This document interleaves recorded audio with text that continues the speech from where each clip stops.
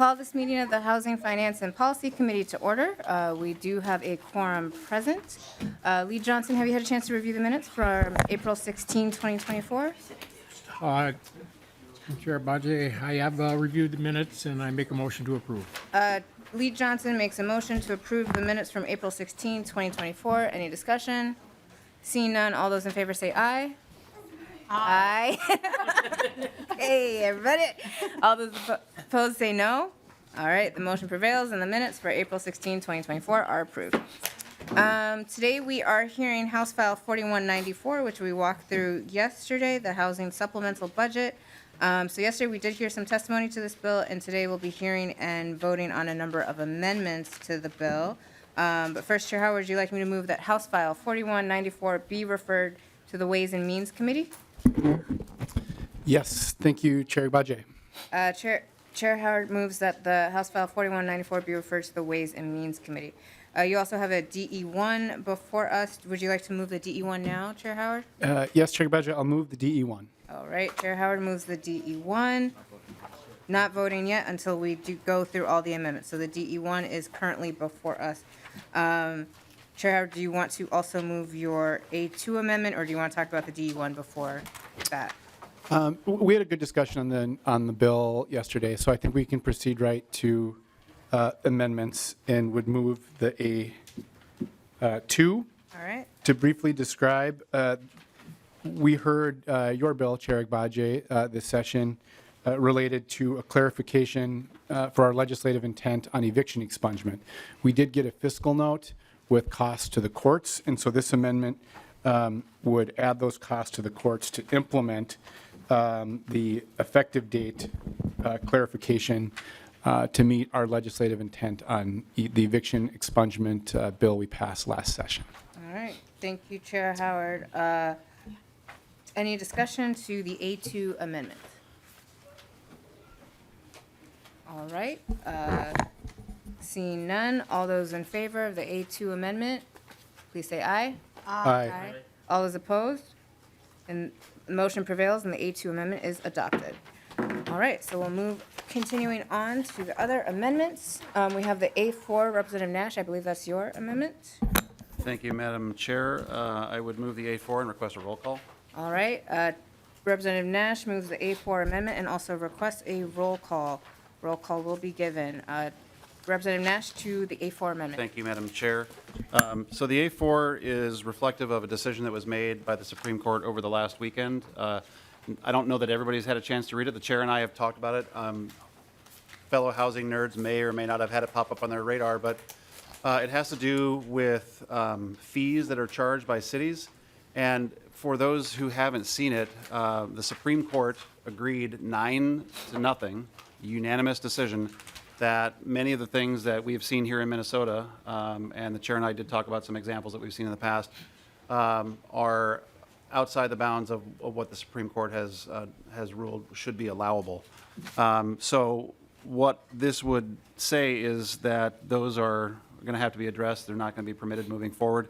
And Mr. Chair, and we agreed on this, I have a testifier that can maybe explain it a little bit more because they live a little closer to it, and they're testifiers we've had here before. So I do have Mr. Nick Erickson from Housing First, who, with your indulgence, I appreciate, will come and give brief commentary on the A4. Chair Howard. Chair Bajay, Representative Nash, I don't think we have done testimony in the past on amendments, but I'm comfortable with folks that want to testify and giving an opportunity if anyone else here wants to testify as well. But yes. Thank you, Mr. Chair. But because it's such a new thing that happened over the weekend, and it does pertain to things that are being done here in Minnesota, I think I appreciate the indulgence. So if we could have Mr. Erickson come down and explain what the A4 would mean relative to the Supreme Court finding. Sounds good. Thanks. All right. As you make your way down, please state your name for the record and proceed with your testimony. Thank you, Madam Chair. My name is Nick Erickson, Senior Director of Housing Policy for Housing First Minnesota. I'm going to preface this with I am not a lawyer, but I am, as Representative Nash will tell you, a housing nerd, and I'm sure the Chair of the committee would agree with that.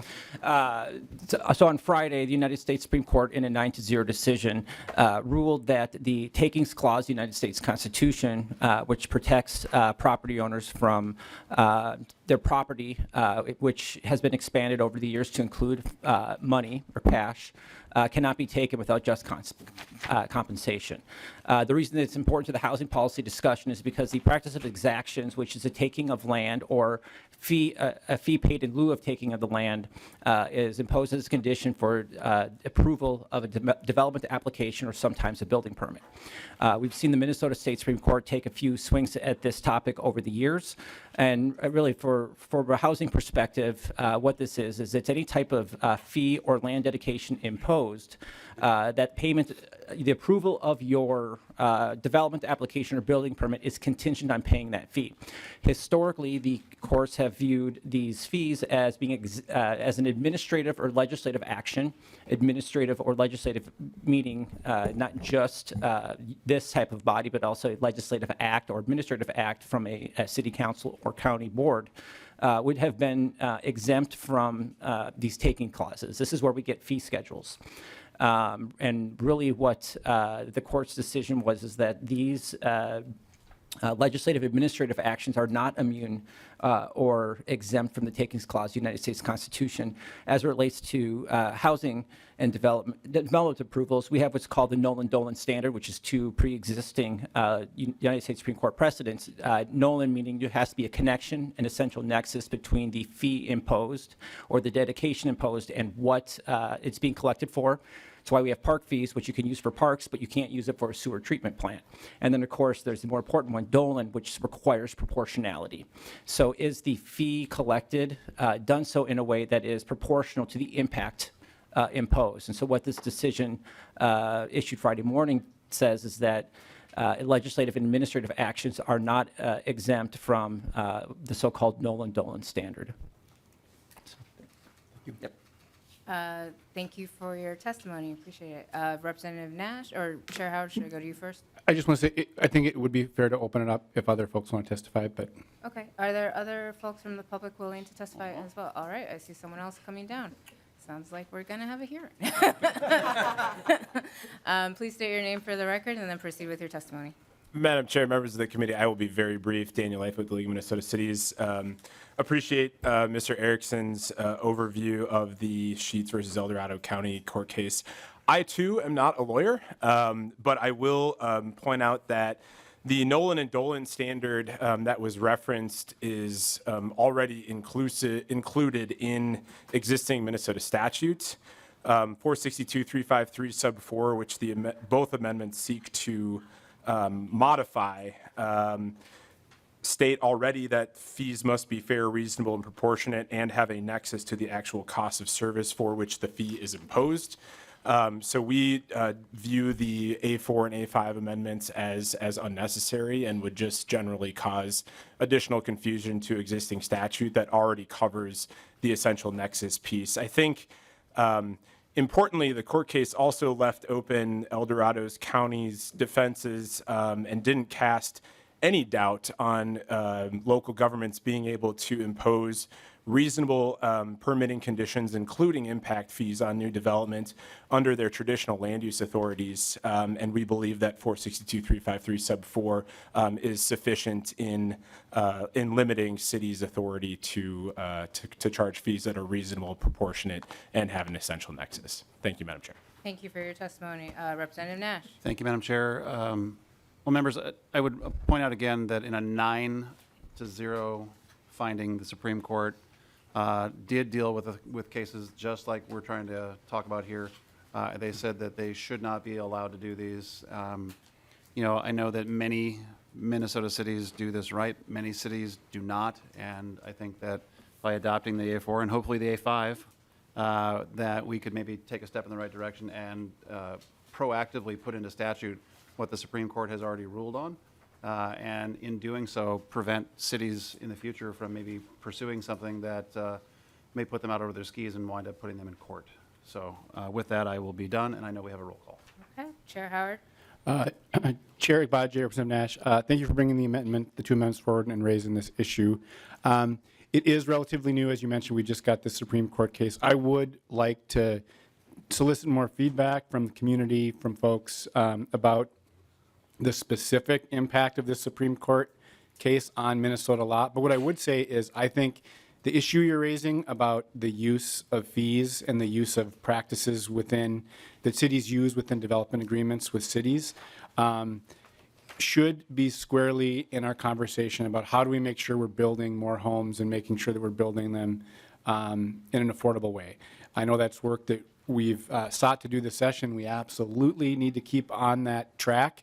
And I think this issue is squarely in that bucket of work we need to do in the future. But at this time, I would encourage a no vote.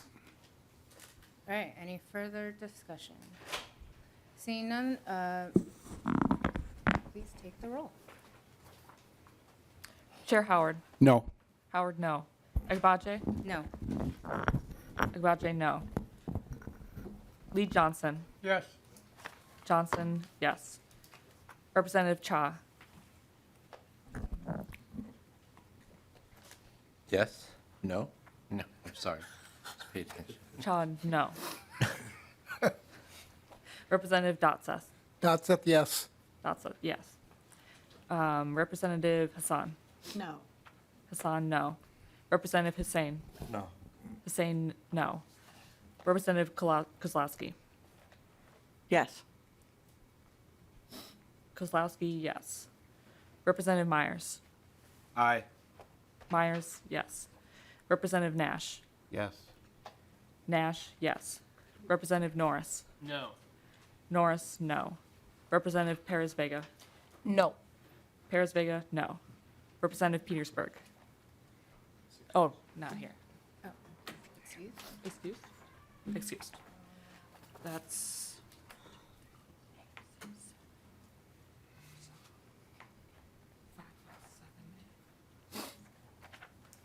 With 5 yeses and 7 nos, the motion, or the amendment is not adopted. We'll move on to the A5 amendment. Representative Nash, I believe that is also yours? Yes, that is correct. Yep. Would Thank like you. To move the A5 amendment, Representative Nash. Thank you, Madam Chair. I would move the A5 and request a roll call. Representative Nash moves the A5 amendment and also requests a roll call. A roll call will be granted. Representative Nash, to your amendment. Thank you, Madam Chair. Another in the line of making sure that we're not overcharging. And I will share a brief story. When I was mayor in Waconia, I was kind of a stickler for not charging anything more than we should have, but also not charging anything less than we should have. And I know this will be a surprise, but many of our staff thought that was particularly annoying from me. I know it's a shock that I could be annoying, but I heard that laugh. But it shouldn't be a revenue maker for cities to overcharge on things. I certainly understand and have spoken about in the past that there has to be funds allocated for moving paper and permits around City Hall. That is a completely valid thing, and I do not disagree with that. But overcharging is something that we should not be doing. So the A5 is another in a line that's trying to put into agreement with the Supreme Court findings. I think I know the outcome of this because we spoke earlier, but Mr. Chair, I think that once again, being proactive is what we do here at the legislature.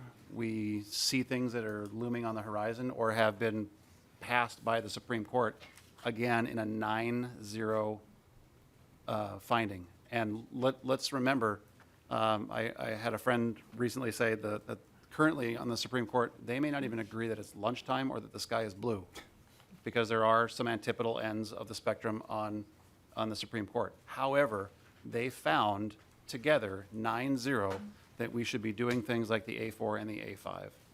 And I do appreciate, Mr. Chair, that you're gonna, we talked earlier, and you're gonna seek out some more counsel before this comes to the floor. However, there have been, and you and I have talked about some of these cities that have not done yeoman's work on how they do their things. This puts up guardrails moving forward proactively to say, while there may be some ambiguity as to what proportionality means or any of those things, let's define it. Let's be bold. Let's step out a little bit like we did with a bill we might have had earlier this year. But this one is easier because it's backed up by a Supreme Court finding. So I know the outcome of this, but I'd still like a vote. Senior Representative North, you have a comment? Thank you, Chair Agbaje. I wasn't going to say anything, but it's been mentioned a couple of times now. So I am a lawyer. I've read the opinion. I think, with all due respect, Representative Nash, I think your characterization of the opinion of the Supreme Court is overly broad. What the Supreme Court decided 9-0 is that the takings clause of the Constitution applies to legislatively directed fees just as much as it applies to executive branch fees. The Supreme Court did not decide, and specifically says that it doesn't decide other disputes over the validity of the traffic impact fee or other questions. It remands it back to, I believe, the Supreme Court of the state of California for further deliberation on that. But I think it's premature to say that the Supreme Court decided 9-0 that these sorts of impact fees are not permitted.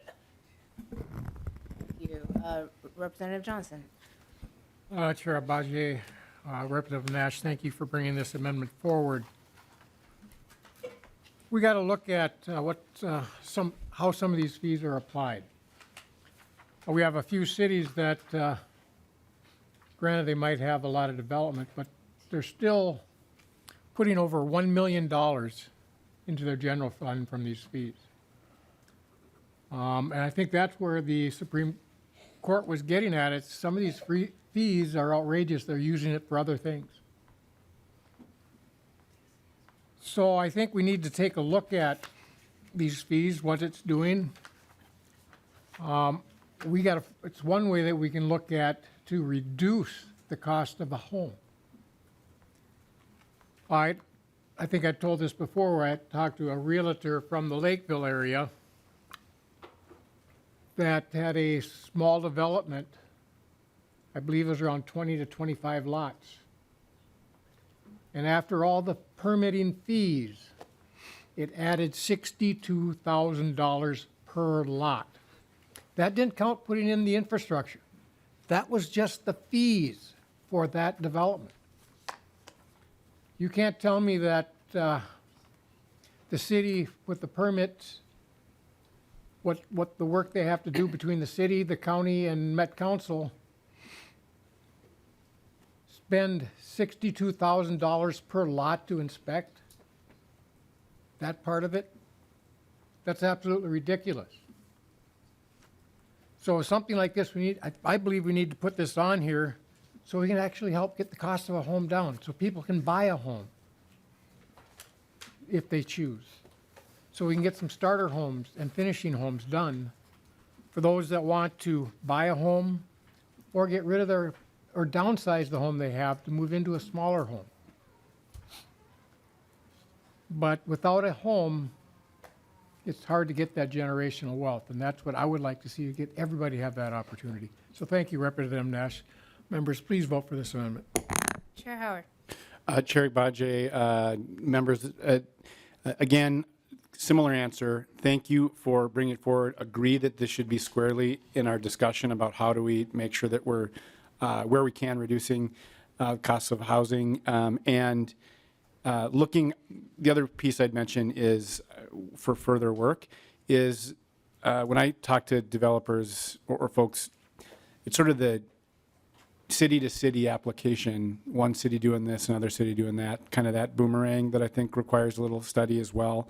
But I would still encourage a no vote. I think we should take a little more time to review the Supreme Court case and its specific interaction with Minnesota law, and commit to continue to work with Representative Nash and members on this issue.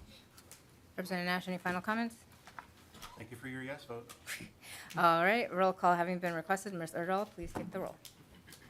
Chair Howard. No. Howard, no. Vice Chair Agbaje. No. Agbaje, no. Lee Johnson. Yes. Johnson, yes. Representative Cha. No. Cha, no. Representative Datseth. Datseth, yes. Datseth, yes. Representative Hassan. Hassan, no. Representative Hussein. Hussein, no. Representative Kozlowski. Yes. Kozlowski, yes. Representative Myers. Nay. Myers, no. Representative Nash. Yes. Nash, yes. Representative Norris. No. Norris, no. Representative Perez Vega. No. Perez Vega, no.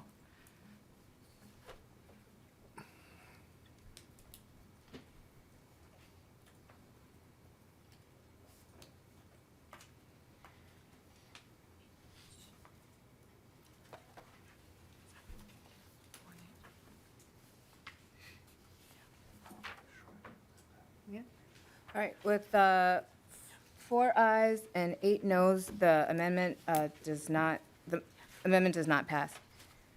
Moving on to the A6 amendment, I believe that is Representative Myers. Thank you, Chair Bajay.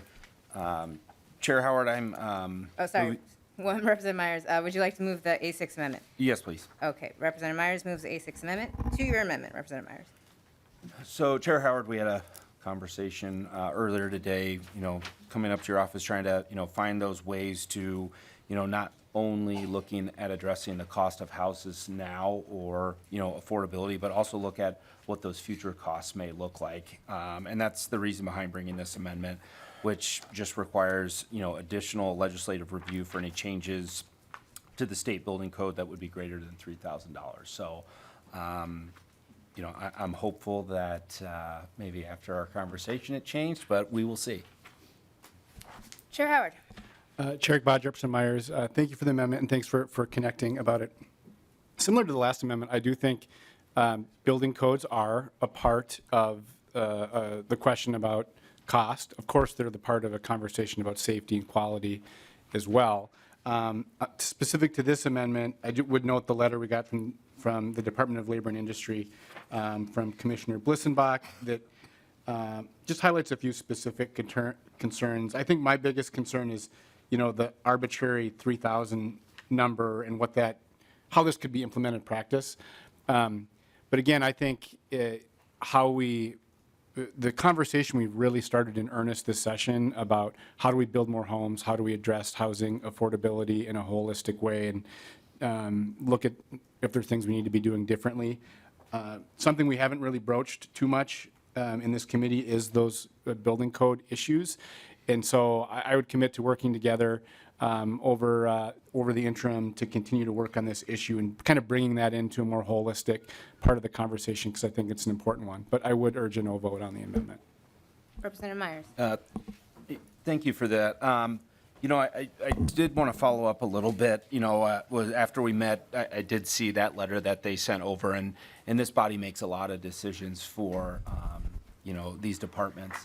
And I think that, a lot of times this body doesn't shy away from telling the departments what to do. And if we're really going to try to, address not only the here and now, but in the future, I think this is a good amendment to do that.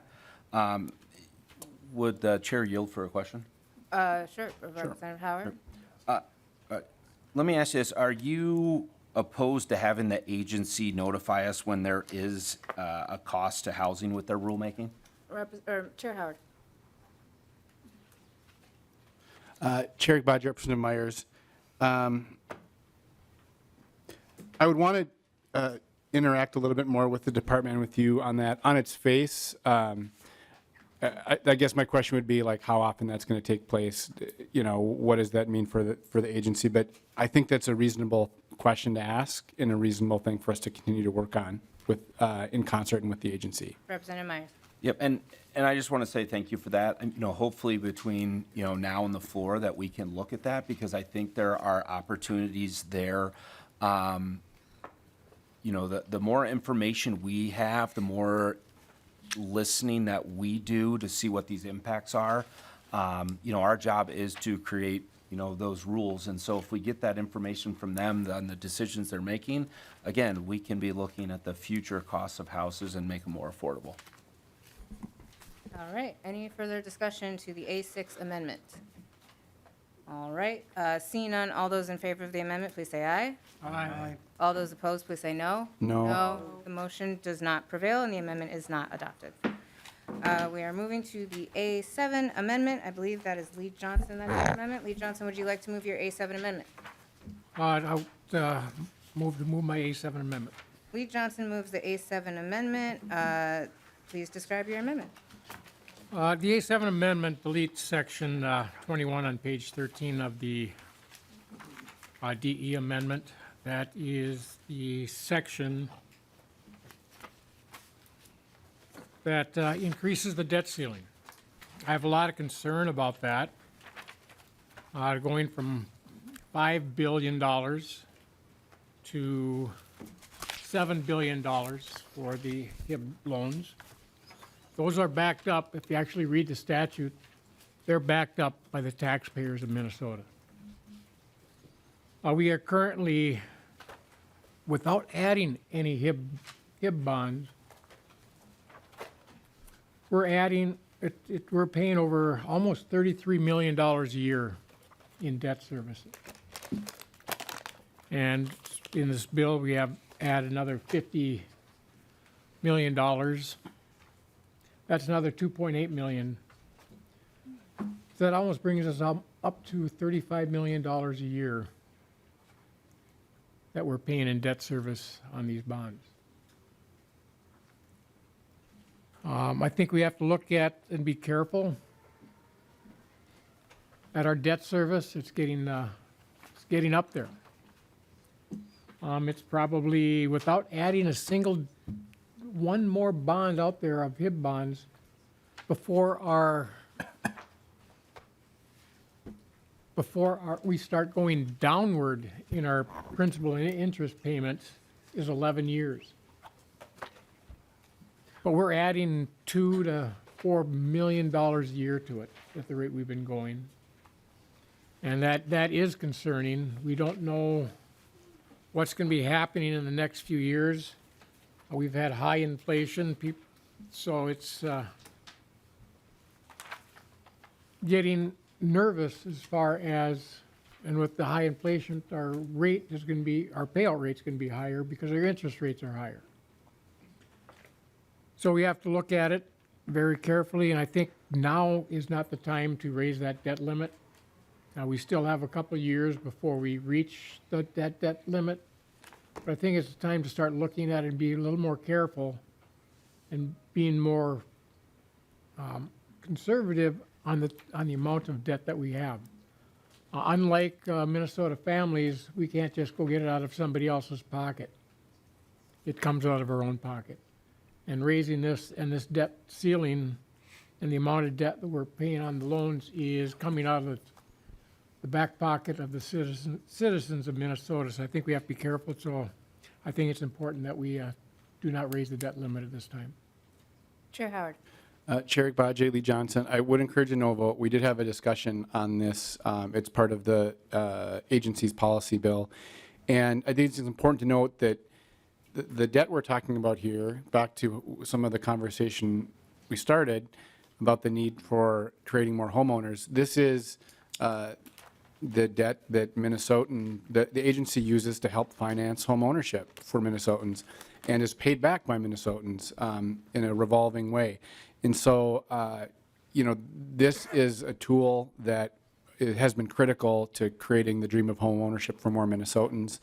So I think it's prudent that we vote this amendment down. So encourage a no vote. All right, Representative Petersburg. Thank you, Madam Chair. And Mr. Chair, when this came up last week, whenever it was, and talking a little bit about that, I had inquired about how this would impact our general obligation bond limits and how that impacts it. And I know this is just setting the upper limit of what it is, but it would have to be reported somewhere. So do we still know how this is going to impact the borrowing authority through bonding going into the future? And will this actually reduce the dollars available for bonding this year? Chair Howard. Chair Agbaje, Representative Petersburg, we actually did do a quick stop in Capital Investment Committee because of this provision and have had some conversations with MMB and our capital investment staff. And the short answer is no, that that will not impact kind of our general obligation debt guidelines.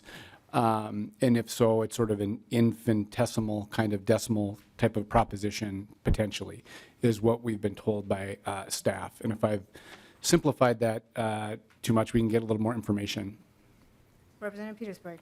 Well, thank you. And I know until we actually spend it, it won't impact it at all. But the obligation and the risk that is there as we are now continually to approach the top limits of our bonding authority with that, I think it's something that we need to at least keep in mind that it could have some negative impact by whatever $1 million it is.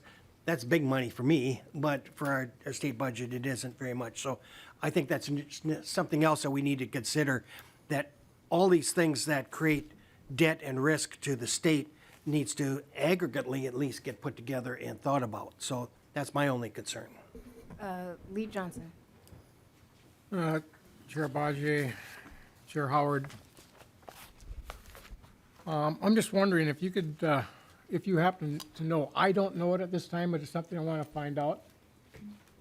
What percentage of these HIB bonds actually go for single-family homes, nonprofit rental complexes, to repair of nonprofit buildings, putting new roofs on, doing maintenance work that they don't have funds for because they don't put in capital outlay to cover the replacement of a roof. I think that's information we should know on these bonds because, like I say, it's coming out of the taxpayers' pocket of Minnesota. Chair Howard. Chair Gbache, Lee Johnson, I don't have them at my fingertips, but I know, like, for example, in the last award allotment through the RFP, Minnesota Housing did kind of break some of that down. And, you know, there isn't sort of 50-50, but what I would say is it's a pretty good mix of across the continuum from building new affordable housing rental for HIBs, preserving, rehabbing, but then also I believe this last RFP had the most ever we've ever seen for homeownership, manufactured housing, those kinds of investments for the HIB bonds. And I just want to clarify this debt ceiling piece isn't purely about HIB bonds. It's some of the financial tools they utilize to create you know, loans and mortgages for Minnesotans in as they purchase homes. And so it's in terms of this debt ceiling piece, it isn't squarely just the HIB piece. It's also a very sizable portfolio in the way that the Minnesota Housing Finance Agency creates home ownership opportunities and financing products for Minnesotans. Lee Johnson. Chair Bajai, Chair Howard, thank you for that information, but I still am concerned. We have to be responsible for the taxpayers of Minnesota, and I don't think now is not the time to raise the debt limit at this time. With the way the economy is looking, I think it's time to be a little more cautious. So with that, I would ask members to support this amendment. All right, seeing no further discussion, all those in favor of the amendment, please say aye. Aye. All those opposed, please say no. No. No. The motion does not prevail and the amendment is not adopted. Move on to the A9 amendment. Representative Nash, I believe that is yours. Yes, Would you like to move your amendment? I would. I'm trying to make sure that my microphone doesn't fall on the floor. Representative Nash moves the A9 amendment. Representative Nash, please describe the amendment. Thank you, Madam Chair. I know that earlier in the legislative year, we had a presentation about senior rent control to help with a problem that has been brought up. But I would like to remove that language. It's on page 14.5 to 14.15, for the specific reason that this is going to wind up putting the people who own, manage, and run those buildings in a predicament when it comes to maintaining those buildings. Rents, in part, pay for maintenance and upkeep and deferred maintenance of these buildings.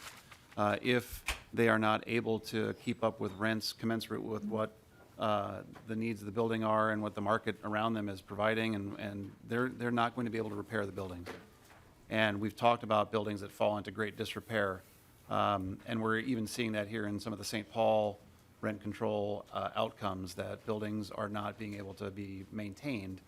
And I think that that's problematic. I think that there is maybe a different or hybridized version, but this is not it, the language that you have in the bill. Chair Howard. Chair Bodger, Representative Nash, I would encourage a no vote. I want to just make a few notes. The language here is more narrow than the bill we heard in committee, and I would note what Representative Stevenson would note, that the narrow group of properties that this is applied to are already rent controlled, so to speak, in a sense, because of the type of housing that they're providing, and would encourage a no vote. Lee Johnson. Chair Badger, Chair Howard, members, I would encourage supporting this amendment. The reason for that is, I don't know if any of you have had worked with your parents or have relatives that are seniors trying to get into some senior housing. Good luck. It's 18 to 24 months to get into it. We have a huge demand for it. But one of the biggest problems they have, and yes, I've had to deal with it with both my mother-in-law and my parents, with the rent issue.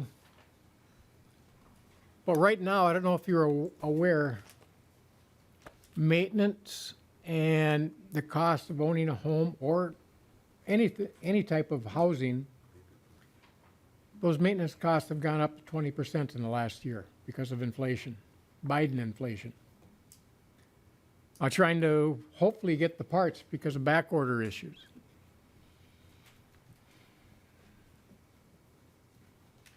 But when you limit the amount of increase, and most of these, especially these senior housing, they don't want to raise it more than they absolutely have to. Especially in the privately run facilities. Because they don't get to go to the state and with their hand out to get money to fix things. They have to do it themselves. They have to find a way to replace the roof, pave the parking lot when it needs repaving, doing tuck pointing on the building if it needs it.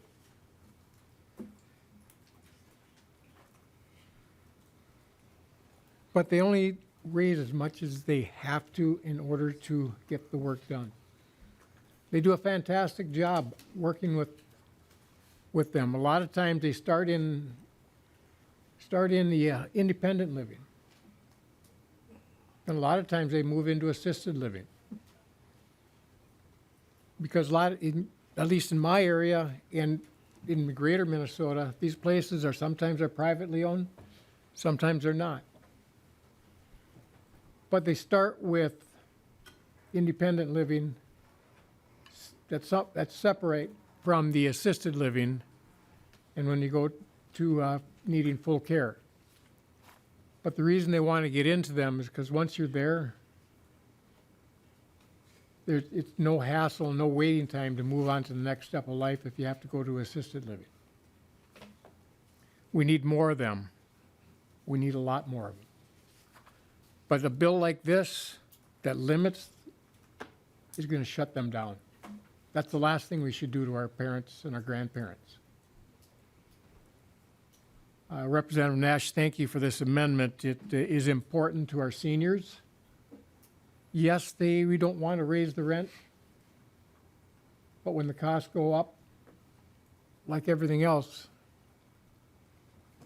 most and the vast majority of for housing providers, especially for seniors, they only raise it the minimum they need to make sure that the facility can keep operating.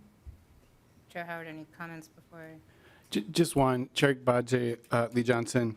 For a lot of these properties, there's actually, as I mentioned, the section, I believe it's 42 housing, they're rent controlled. There's limits to what they can do to raise the rent.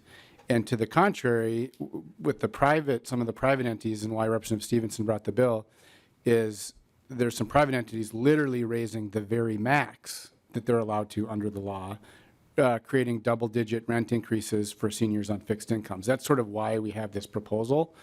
And so I just wanted to provide that context. Representative Nash? Yes, thank you, Madam Chair. And I had a question for nonpartisan legal staff, if I could.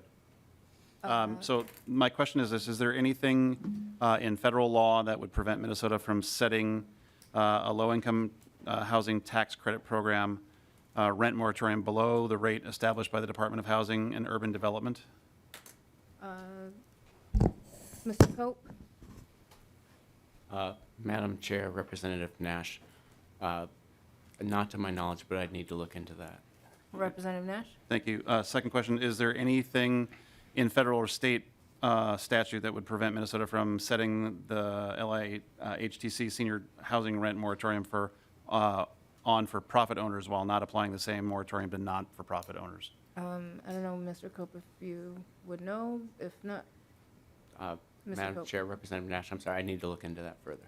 All right, well, we can get back to And you. with the chair's indulgence, I would appreciate that before we hit the floor. It's a question that I wanted to make sure that we framed before we carry on with it, so. Yeah, I mean, we can always get that type of information in terms of like what the various standards are under the LIHTC agreements, but I don't think we'll be able to get that right this second. I just wanted to make sure that we put it on record that that's a question that needs to be asked and answered, Sure. so. Lee Johnson, back to you. Chair Bajai, Chair Howard, just back to the comment you made about max increases, and yes, there were some. I believe they're in the city of Minneapolis because they're looking at rent control. They had to get their rates up so they could survive for a few years in case it actually went into place. That's what rent control did. It skyrocketed some prices before it went into effect. This is going to do the same thing across the state, and not just in Minneapolis. This is going to hurt our senior citizens. So it does need to come out. I see also another comment from Representative Norris. Thank you, Chair Agbaje. I just wanted to correct the record. I've got one of these dominium properties in my district. I don't live in Minneapolis. I live in Blaine. And these senior residents in my district have had the maximum increase every year. Same with Coon Rapids, right next to me. This is a pervasive issue. The Blaine Life newspaper actually ran a multi-page article on this last year. The headline, Dominium Renters, We're Living in Fear. This is a very pervasive issue. I think Chair Howard did a great job of explaining that there was already a rent restriction on this. It's just one that doesn't make much sense for seniors. It's based on area median income, which is the income of working folks in the area. We know that Social Security COLAs don't oftentimes match the increase that we're seeing in working folks' income increases.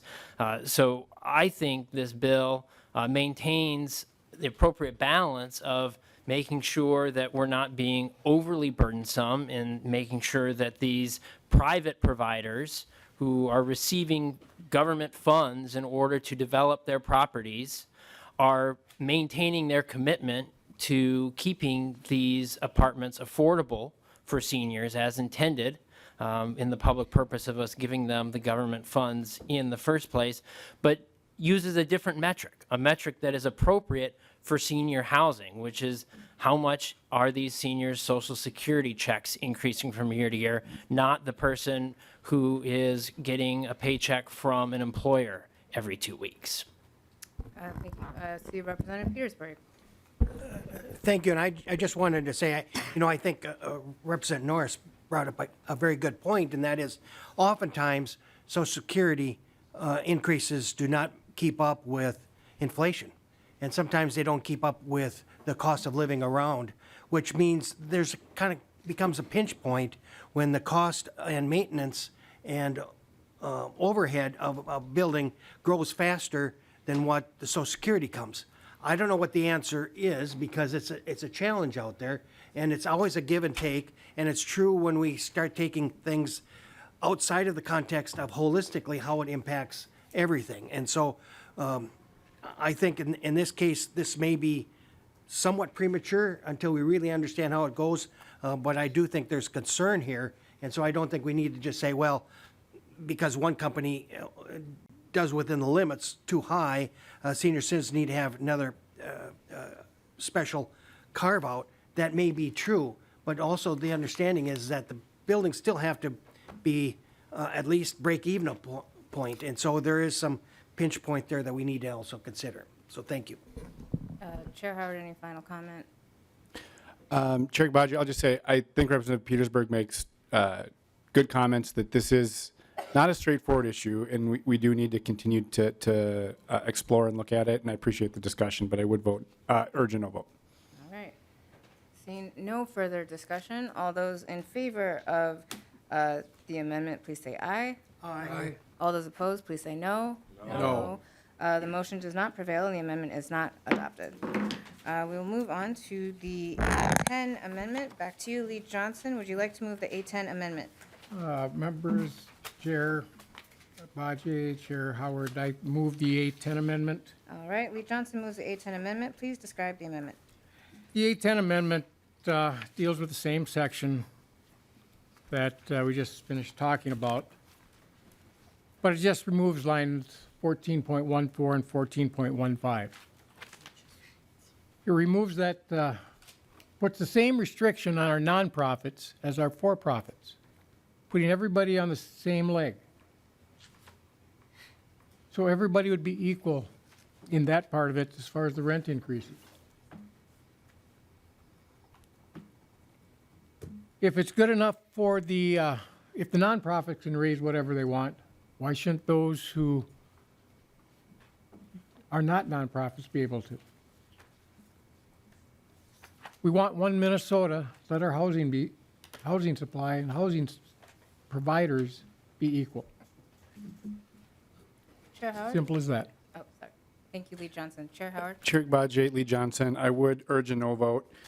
Really, we have really only seen these sort of large increases for the private entities, and so I would urge a no vote. Any, Lee Johnson? Chair Badger, Chair Badger, Chair Howard. We've also seen them in the nonprofits as well across the state. Just because where places are looking at different restrictions and different things, they raise their rates because they're unsure.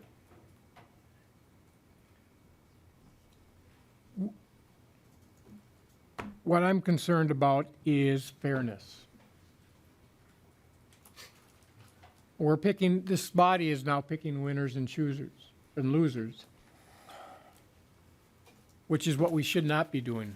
We should be treating everybody the same. Every business is the same, whether it's for-profit or nonprofit. I've seen the assets of a lot of these nonprofits. I've looked up their 990 forms. And a lot of times they have more assets than our for-profit. Makes me wonder what they're doing with all that money that they're obtaining, especially with all the grant money that we're giving them. I think it's time to look at a whole view and treat them all the same, because a lot of times I've seen our for-profits actually do a much better job at their equipment buildings because they have to. If they want people there, they're going to maintain them properly. So with that, I'm going to ask that, I think I'm going to ask for a roll call on this, because I think we need to treat everyone in this business the same and not give favoritism to our favorite nonprofits. All right, roll call having been requested. Any further discussion? Seeing none, Ms. Erdal, please take the roll. Chair Howard? No. Howard, no. Vice Chair Agbaje? No. Agbaje, no. Lee Johnson? Yes. Johnson, yes. Representative Cha? No. Cha, no. Representative Datseth? Datseth, yes. Datseth, yes. Representative Hassan? No. Hassan, no. Representative Hussein? No. Hussein, no. Representative Kozlowski? No. Kozlowski, no. Representative Myers? Aye. Myers, yes. Representative Nash. Aye. Nash, yes. Representative Norris. No. Norris, no. Representative Perez Vega. Perez Vega, no. Representative Petersburg. Aye. Petersburg, yes. With 5 ayes and 8 noes, the motion does not prevail and the amendment is not adopted. We move on to the last amendment in our packet, which is the A11, which I believe is also Lee Johnson. Lee Johnson, would you like to move the A11 amendment? Chair Abaji, Chair Howard, I move the A11 amendment. Thank you.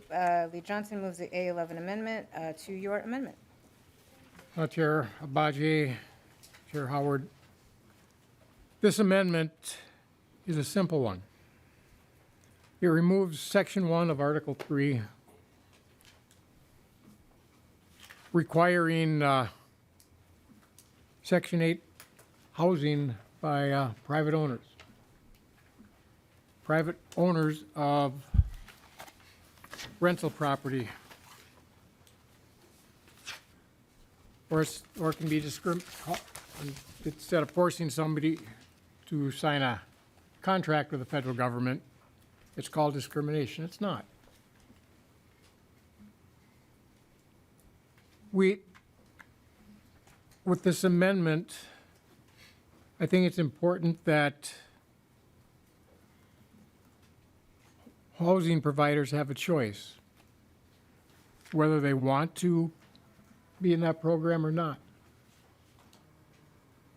I think it's important that we look at it closely and they can decide whether they want to be part of it or not. It's an option they have. But do I feel it's that we should require property owners to sign a contract with the federal government in order to be involved in the Section 8 housing program? And it's just a little part, even though it's just a little part of the Section 8 program. I think we should come up, instead of forcing them, I think it'd be better to come up with a carrot and stick process. Give them an incentive to be involved in it, not force them. Granted, there was the state's appellate court upheld the city of Minneapolis's right now. That just came out, but it's under appeal yet. And because it's a federal contract, once the state gets done at the Supreme Court, they can actually go to federal court. And we saw what happened just this weekend on housing issues in federal court. I think it's something that we need to look in closer before we go down this line and see see before we get into the litigation end of it, see what's going to happen with the Minneapolis ordinance, because that's still going through the courts. It's also going to require a lot of cities and a lot of counties to have a lot more inspections. More tax dollars being used to do these things, because in order to get involved in the programs, they have to come and inspect your home or your unit that you're renting. Even if it's a bedroom apartment, just a single bedroom in a home, they have to come out and inspect. They might have to do a lot of work on their home in order to participate. This is going to affect our colleges, our college dorms. It's going to affect all the housing that our college kids use outside of the dorm. This is going to affect a lot of places where some of these people are just going to shut down their rental units. We don't need that. We need more. We need more housing. And something like this, I think, is going to cause a lot of problems in the future. It's going to be, it's going to hurt our rental supply of homes. And with that, I'm going to ask one last thing. It's interesting that we're dealing with this now, when it's going to be on the House floor tomorrow in another bill. I'm just wondering how many other places it's going to pop up as well, so. But I'm going to ask that members do support this, like we'll be voting on it tomorrow on the floor. It doesn't need to be in this bill at this time. Chair Howard. Chair Bajay, Lee Johnson. First on that last point, I would say it's the Representative Phyllis Kahn School of Legislating, where you put bills in as many places that are important to get done. And this is a really important bill. And to the point of the timing piece of it, I mean, this is a proposal that's been around for a number of years. In fact, I've been in the legislature. This is my 6th year. This will be hopefully the 6th year the House passes this bill off the floor, and hopefully the 6th time's the charm, because it's a very important piece of legislation. In Minnesota, landlords can't discriminate against people based on their race or if they have a disability, and they shouldn't be able to discriminate based on someone's resources. And it's the very reasonable, and we've heard from Minnesotans. I would encourage folks to look in their packets. We received a lot of written testimony from folks, and last year, it's more important than ever, because last year we passed state-based housing vouchers for the first time ever.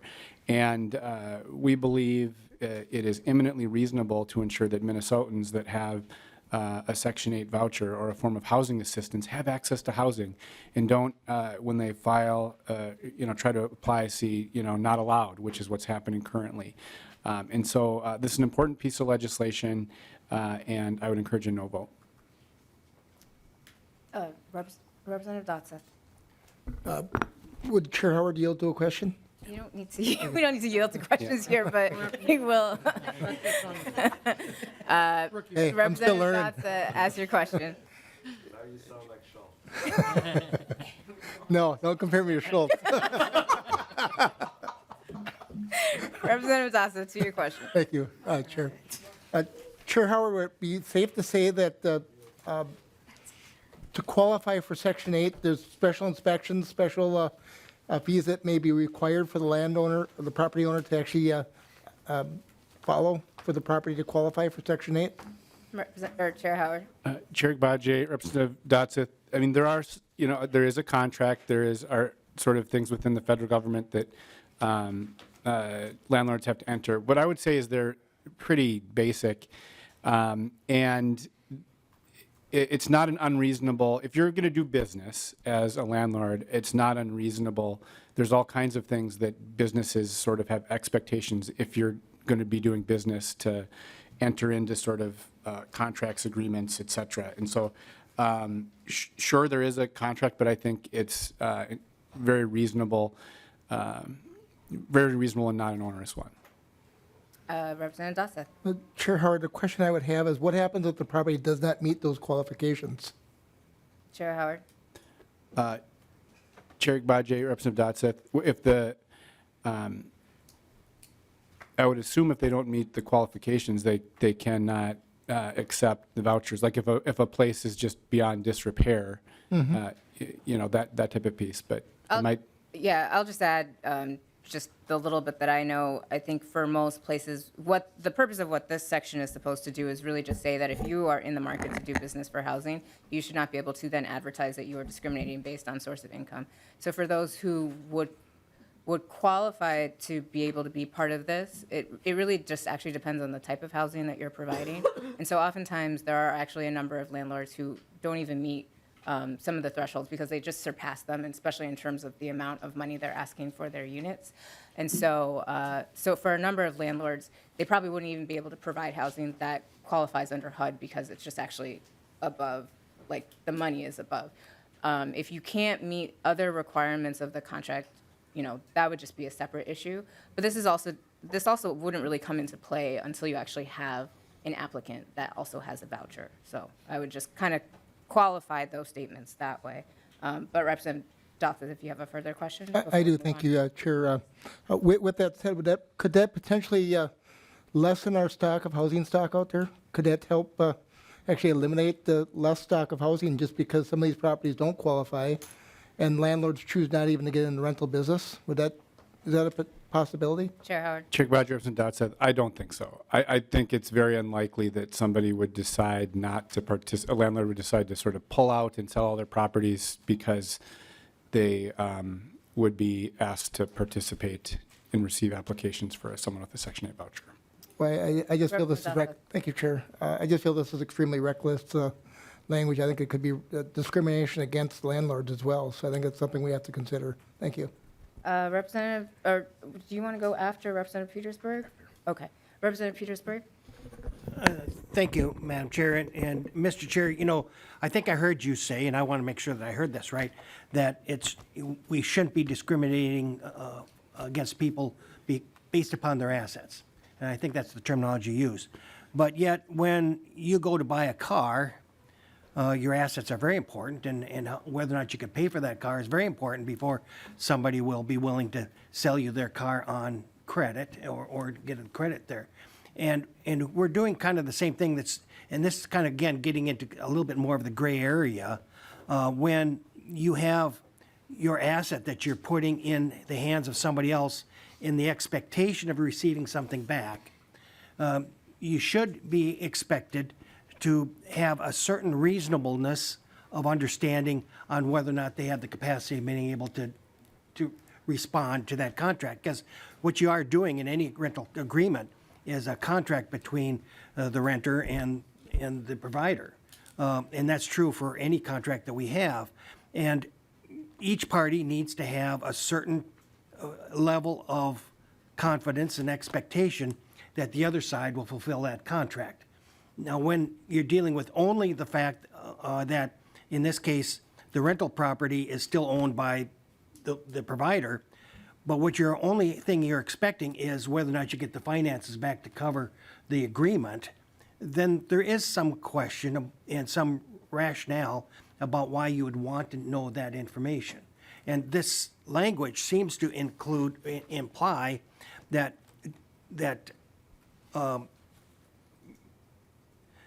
this particular program, Section 8, should not be considered when you determine whether or not you think the person is qualified to pay. And I'm saying, I think that may be a little bit too stringent because the federal government and other programs don't change as quickly as other things that happen, and so it may be something they should consider. So it seems to me that this language that's in the bill is very narrowly focused and probably something that should be considered. But all I'm saying is that's a gray area because landlords, homing providers, rental providers, whatever, need to have an assurance that they're going to be able to get the property back in a good fashion and that the funding is going to be necessary. So I think that's a concern that we all need to be aware of, and I think we all do. Thank you. Representative Howard. Chair Howard. Representative Petersburg, I don't disagree that, when landlords are, they're going to check to see if folks, have a security deposit, all of the things that they normally do to see if the potential tenant, has the resources to afford the various pieces. But the thing with the Section 8 program is it works incredibly well in the sense that those folks have the ability to pay their rent. They're just receiving a subsidy from the government. And what we're saying is that we shouldn't allow basically folks on the front end to say, no, not allowed. And the other piece, I guess maybe I'll just leave it there for now. Lee Johnson. Chair Badger, Chair Howard. I was listening intensely with some of the information that was given out, especially from Representative Badger. What I see with in this bill, what's going to happen, you're going to see rent skyrocket. You're going to see owners, property owners, and housing providers raise their rates to the point where they will no longer qualify for that program. That's not going to help. There's a lot of housing providers that keep it down to help people, but they want to make sure they have good qualified tenants. ones that are actually going to pay their rent, not be evicted, or go through the eviction process because they don't get around to paying their rent, or just don't care if they pay their rent. It's getting harder for them with some of the things we passed last year. So they're concerned. But with this in there, they have no choice but to raise the rents to above that market where they could actually help some people that are on the edge. So I do have one question for you, Chair Howard. Which program on Section 8 are you looking at them participating in? Chair Howard? Chair Gbadje, Lee Johnson, I think a lot of the conversation has been around Section 8, but what this language says is that you couldn't discriminate based on source of income. It's not specific. Lee Johnson? Members, Representative Gbadje, Chair Howard. Because you have that federal in there, that's why. There's only one program, which is Section 8 choice. It's a choice for the housing provider, privately owned property, to go in. It's not a mandate. Now, public housing, nonprofit, there's a lot more rules for them that they almost have to get involved. But for those that own their property privately, it's a choice. They deserve the choice. But even if they're state dollars that we're using for the programs, and now you're jacking the rent up to the point where nobody will qualify because the rent is so high. So it's going backwards. And with that, members, I do request you support the amendment. All right, sorry, I saw one more member. Representative Hassan, did you still want to? Yes, Madam Chair. Thank you. Madam Chair and members, I'm sitting here listening to the Section 8 program as somebody who has worked in that program. I really want to put this on the record. So the Section 8 vouchers are people who are getting assistance from a federal program. They have a voucher and they can rent anywhere, right? With any landlord that accepts Section 8. The landlord does not need to do anything special. I just want to put that on the record because it keeps coming up that rent is going to be high because the landlords have to do some special thing, some special way. If you were following the law and you are a landlord who's treating their, tenants, right? All you have to do maybe is, sign up with the federal program, but you don't have to, there's no special fees, there's no special way that you have to make the unit. I just want to make sure that people understand that this is not some special program that people have to move mountains to make it work. If I am a landlord and I have an opening in my building and I want to accept a Section 8, there is not extra that I have to do other than other renters. I would just give an application. People would pay the application fee. If they are approved, put down a deposit and pay rent and move into the unit.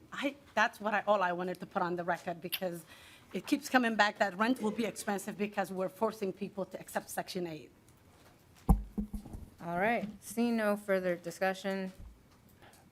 Chair Howard does want to say something. Okay, one last. I did want to, and we've had a third discussion. I hesitate, but I just wanted to say one piece, and related to something Lee Johnson said, that landlords should expect that their tenants can pay rent, that they're going to keep the property in good condition, et cetera, et cetera. And I know this probably wasn't the implication, but there's a lot of evidence that suggests and is true that Section 8 tenants are absolutely as strong tenants and good tenants as anybody else. And to me, that potential implication that folks might think that a Section 8 tenant is not going to treat their property well is partly why we need this legislation, to make sure that we don't have sort of those, what that to me would be discrimination. and why this bill is so important. And so that, I may have extended our conversation, but I thought it was important just to mention that. That's fine. Okay, we will give Lee Johnson, as the author of the amendment, the last comment, and then we will vote. Lee Johnson. Chair Badgey, Chair Howard, I want to thank everyone for the good conversations on this amendment. There's concerns on both sides. I know a lot of people that have used Section 8. There's some great people on Section 8. But there's some really bad actors on Section 8 of the renters. I've dealt with them in my career in law enforcement. There's places that we go to all the time dealing with the same people time after time. And they move from one apartment complex to the next, one city to the next.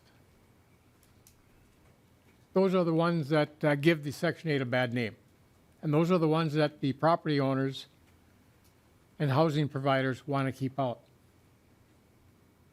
Because they've done a lot of damage. I've taken the complaints. I've photographed all the damage for the police reports. And it's common. But it's usually the same people time after time. But like I say, there's some good people that just down on their luck and they have to use the Section 8's housing. But they're good people. They're a diamond in the rough. Not all of them are bad. The vast majority are good. But forcing property owners to take a chance that they don't want to take a chance on, they'd rather make sure that their property is going to be maintained properly. It's not going to get damaged. There's never a 100% guarantee. But I don't think we should force them into these programs. It should be a choice. We all make choices. And with something like this, in order so they do not have to participate in the programs, I see every one of them raising their rates to the point where we're going to be losing availability of some of the units that are out there. Please vote for the amendment. All right, no further discussion. All those in favor of the amendment, please say aye. Aye. All those opposed, please say no. No. The motion does not prevail and the amendment is not adopted. All right, with that, that concludes the amendments for the DE. So I renew the motion to adopt the DE1 amendment as amended. And so now we'll go to discussion to the DE1 as amended. Any discussion? Okay, seeing none, we'll vote on the DE1 as amended. So that is before us. All those in favor of the DE1 as amended, please say aye.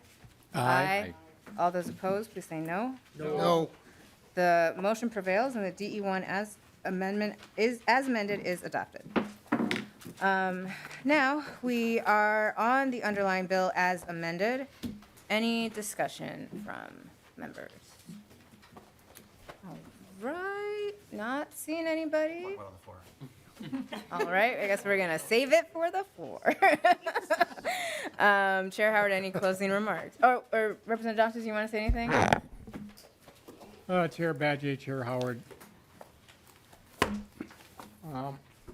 I wish with this bill we'd have done more for actually building and getting the cost of homes down. There's a lot of in here for rental. A lot of it not actually going to help, it might hurt. So when this bill comes to the floor, I hope we can actually make it better and get to a point where we can actually get some starter homes built for people to purchase, to build their generational wealth, to pass on to their kids. But not just the starter homes, because those are also the finishing home for their seniors that want to downsize. Instead of renting and just throwing their money away, they can keep their generational wealth and pass it on. It's unfortunate that this committee this year and last year spent most of their time on rental, not dealing with the housing crisis, not dealing with finding a way to build homes. homes for those individuals, especially on that borderline. If we can get that cost down, we have a lot of people that could actually buy a home. Start building that generational wealth. So I'm disappointed that we didn't do that. This is the opportunity this year because we did a whole bunch of stuff for rent last year. We should have been on the housing, building home side of it, dealing with that issue. So with that, I'll let you have the final words on your bill. Okay, thanks, Lee Johnson. I'll move that Chair Howard has the last word on the bill. Thank you, Chair Gbadje. Thank you, members of the committee. On this bill, as we mentioned yesterday, this really is a continuation of our good work last year to invest in housing across the continuum of housing, including homeownership, the record investments we had last year. And as I mentioned, this bill really focuses on housing stability and centers the fact that despite our historic efforts last year, there are many Minnesotans facing crises. And we're going to try to prevent homelessness and keep as many Minnesotans housed as possible and recognize that we have much, much more to do. And on that front, I want to thank the committee for their work, both sides of the aisle, on this bill, whether it's actual language amendments. I believe the discussion in this committee all is included here in this bill and is something that I hope folks can support. And then after we pass this, I'll just have a few closing remarks to Chair Gbadje for our committee. But thank you, members. I would encourage a yes vote. All right. I renew the motion that House File 4194 as amended be referred to the Ways and Means Committee. All those in favor, please say aye. Aye. All those opposed, please say no. No. Motion prevails, and the House File 4194 as amended is referred to the Ways and Means Committee. All right. Well, seeing that this is our last regular meeting, Chair Howard, any final words before we conclude our business today? Chair Gbadje, members, I just want to share immense gratitude, first especially to all of our staff. We have, our staff really helped prepare these, everything that's to make a committee run strong and run successful flows through our excellent partisan and nonpartisan staff. And so thank you all so much. And I'm just thankful to each and every member of this committee.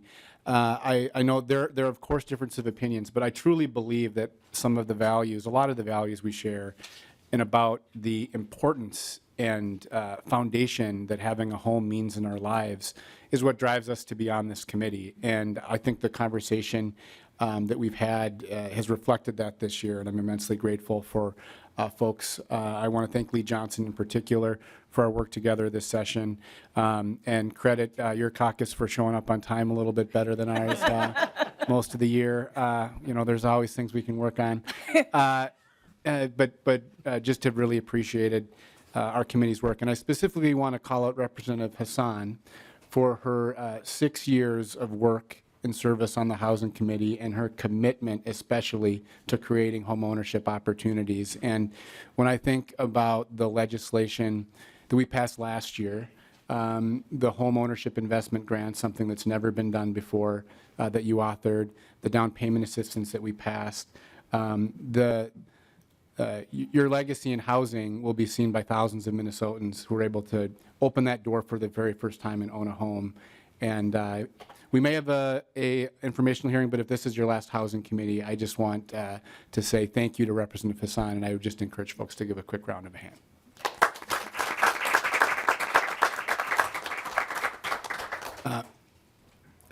Members, this is potentially, our last committee where we'll take official action. We may have an informational hearing, and we've got more work to do.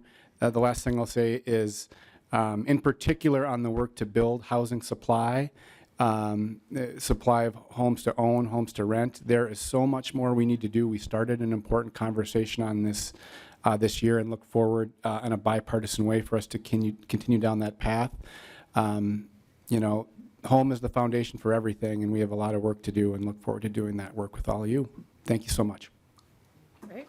Well, thanks so much, Chair Howard. And with that, this concludes our business for the day, and we are adjourned.